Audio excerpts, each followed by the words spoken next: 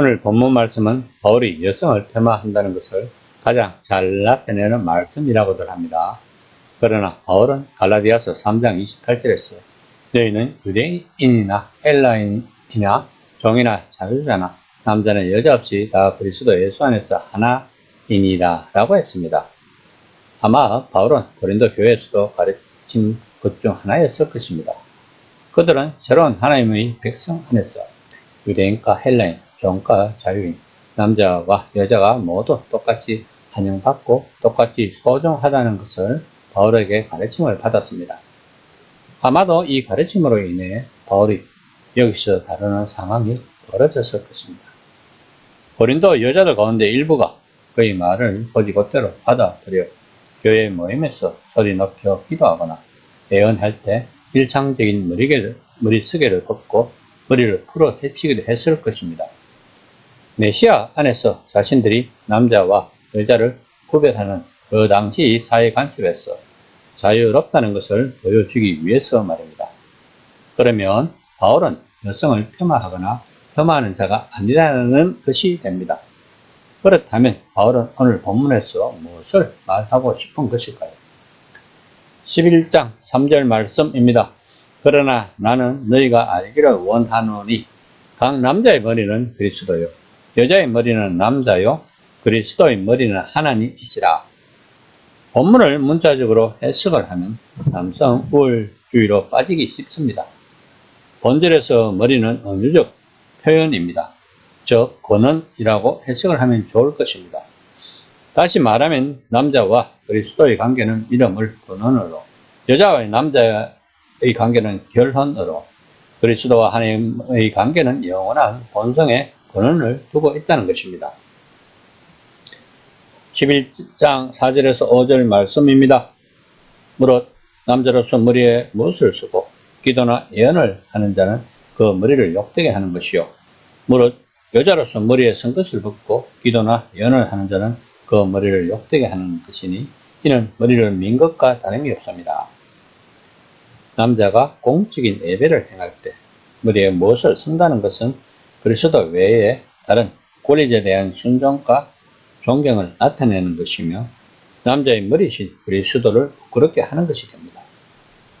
여자들은 그 당시 관습이 공공장소에서는 머리에 무엇을 쓰는 것이 관례로 되어 있었습니다. 그 당시 매춘부들은 머리에 아무것도 쓰지 않았다고 합니다. 그리고 머리를 쓰는 것을 벗은 것은 머리를 깎는 것과 같은 것으로 간주된다는 것으로 당시 로마에서는 여자 노예를 머리를 밀었고 유대에서는 가늠한 여자나 창기의 머리를 밀었습니다. 따라서 여자가 머리에 쓴 것을 벗는다는 것은 부끄러운 일이라는 것입니다. 한번 생각해 보세요. 그리스도인의 모임에서 여자들이 머리를 풀어 늘어뜨린 것을 보았을 때 그들은 현재에 비유하자면 누가 교회 안을 들여다보다가 여자들이 모두 비키니를 입은 것을 본 것과 같은 인상을 교회에 대한 평판에 반영했을 것입니다. 이것은 전혀 하나님에게 영광을 돌리지 못하는 것이 됩니다. 11장 7절 말씀입니다. 남자는 하나님의 형상과 영광이니 그 머리를 마땅히 가리지 않거니와 여자는 남자의 영광이니라. 남자가 머리에 수건을 쓰지 않는 이유는 남자가 하나님의 형상과 영광이기 때문입니다. 여자도 하나님의 형상이지만 남자는 사람의 대표로 나타나고 있습니다. 그러면서 바울은 여자에게 왜 머리에 무엇을 써야 하는지를 이야기합니다. 8절에서 9절까지 말씀입니다. 남자가 여자에게서 난 것이 아니요 여자가 남자에게서 났으며 또 남자가 여자를 위하여 지음을 받지 아니하고 여자가 남자를 위하여 지음을 받은 것이니 인간은 죄로 인하여 하나님과의 관계가 단절되었습니다. 그런데 예수님으로 인하여 우리의 죄는 덮여지게 되었으므로 우리들은 하나님과의 관계가 형성이 되었습니다. 우리가 하나님과의 관계가 회복된다는 것은 피조세계의 질서가 회복된다는 것입니다. 바울은 지금 창세기 2장의 창조 이야기를 함으로써 남자와 여자가 처음 창조된 참 자아가 되는 것, 본래 자신이 되어 하나님께 영광을 돌리는 것이 예배에서 중요하다는 것으로 해석할 수 있습니다. 그러므로 예배를 통하여 창조 세계가 회복된다는 것이며 이로 말미암아 우리가 궁극적으로 회복된다는 것을 바울은 이야기하고 있습니다. 11장 10절 말씀입니다. 그러므로 여자는 천사들로 말미암아 권세 아래에 있는 표를 그 머리에 둘지니라.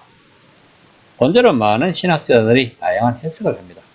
그 중에서 가장 타당한 것은 천사들도 예배에 참여하여 지켜보고 있다는 것입니다.